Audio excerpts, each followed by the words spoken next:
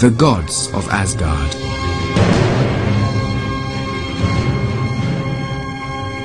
After Odin, the best loved of the gods, at least by mortal man, was his son Thor, the red-haired, red-bearded god of the thunder and the lightning.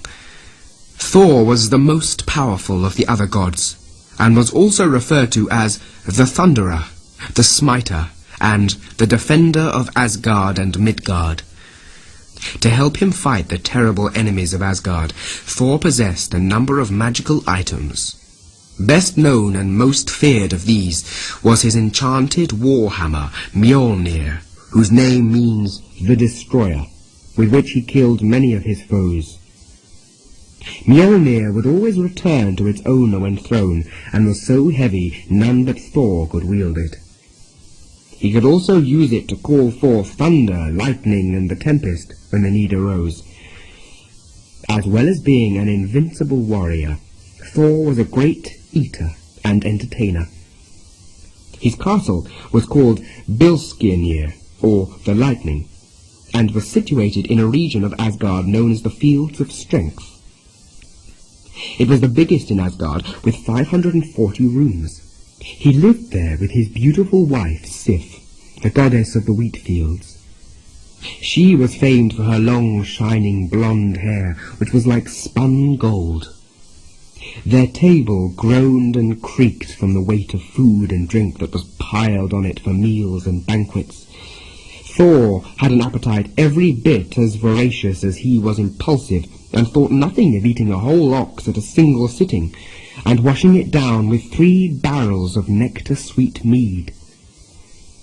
In reality, he was something of a glutton, but he was so brave and strong, everyone loved him, and did not care about how much he ate or drank.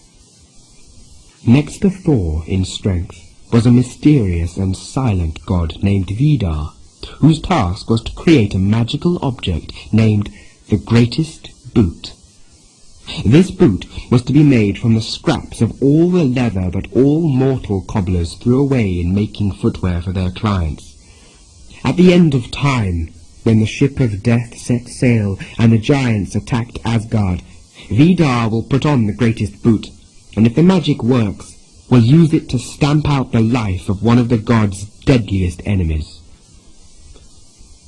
Another of the gods who often went down to the world of men was Heimdall, but not much is known about his origins. Heimdall was the guardian of Asgard, and lived in a fort on Bifrost, the Rainbow Bridge itself, protecting Asgard from all manner of dangers. Heimdall's senses were so keen that he could hear grass growing on Midgard, or a leaf falling to the earth in Jotunheim.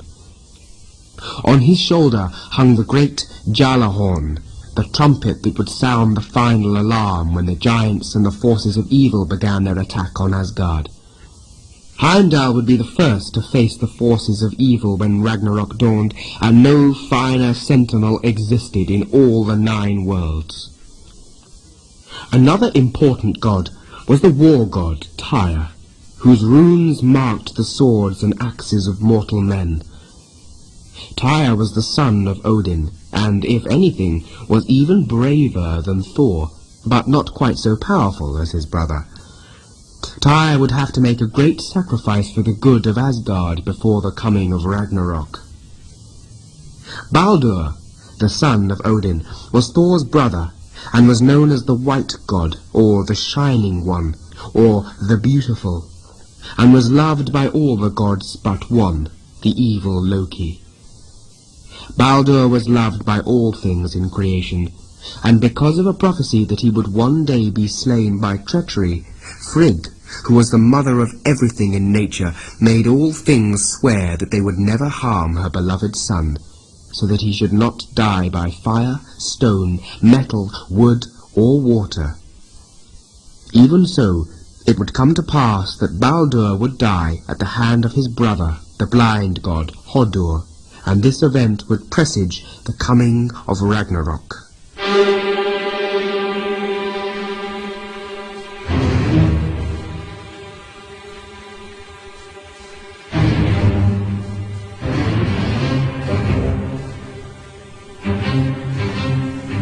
The god who was really responsible for the coming of Ragnarok more than any other was not innocent blind Hodur, but the god who, as we shall see, duped him into killing his brother Baldur, the god of mischief and evil, Loki.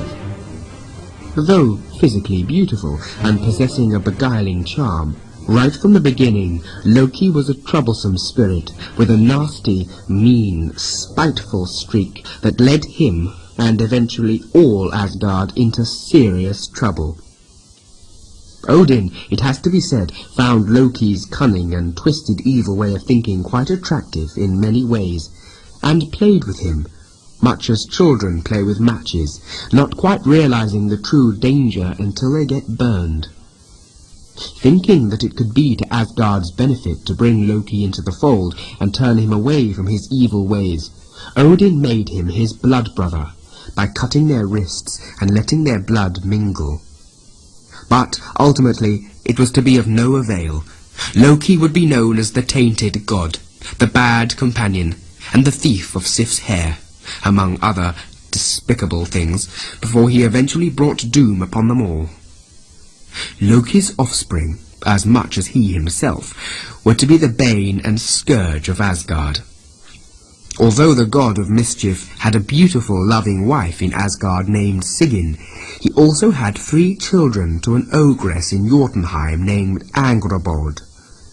Angrboda, like her lover, was a mixture of beauty and evil. Their first daughter was called Gerda, and she was a beauty without compare in the 9 worlds, and she would play an important part in the discord that was to come. The second child of Loki and Angrboda was a wolf, and they called him Fenrir. As the wolf cub was a child of Loki, the gods let him play in the forests of Asgard, little realizing the danger they were allowing into their homeland, and how dear their kindness would cost them, and Tyr, the god of war, in particular. Loki and Angrboda's third child was a monstrous serpent called Jormungandr, who grew so big that in no time he surrounded the whole of Midgard. Odin, in order to prevent the monster getting any bigger, put the serpent's tail in its mouth and threw it in the sea, where it endlessly twists and coils, creating the waves and the tides. Jormungandr is also known as the Midgard serpent, and is the sworn enemy of Thor, with whom it would clash on more than one occasion. The fourth child of the terrible pair was a girl, and Odin hurled her into the underworld, fearing what a terrible monster she might grow into. She fell from the towering black granite cliffs of Asgard for 7 days and 7 nights, and landed in a dark and gloomy place called Hel. Because of the magical powers inherited from her parents, she grew into the queen of that land, and took its name for her own, Hela. The entrance to Hel is a huge, gaping black hole called Nippalir, which means the cave in the cliff, and from its dark mouth blow icy winds and blinding sheets of snow. The entrance is guarded by a terrible hound called Garm, who is so savage he has to be chained in place to prevent him charging out into the 9 worlds and attacking all who live there. The denizens of Hel include those mortal men who have murdered, betrayed, or broken their word in life, and their punishment is eternal. There is an island in Hel called Narstrand, or the shore of the dead, that the light of day never reaches. It has only one building, a huge torture chamber. The building is made from poisonous living serpents, and those who enter are endlessly punished for their sinful lives. Burning venom drips on the evildoers, whose bodies are already a mass of open cuts and wounds from having had to cross the dread river Slid, which is filled not with water, but razor-sharp swords and knives, and the serpents bite at them interminably, allowing them no respite or comfort. The eternally living dead of Hel, when they are not being tortured, are put to work building the terrible longship of the goddess of death. When the ship is finished, its captain will be the great traitor, the evil one who betrayed his friends and loved ones, wicked Loki, and it will sail against Odin and Asgard when the time of Ragnarok comes around.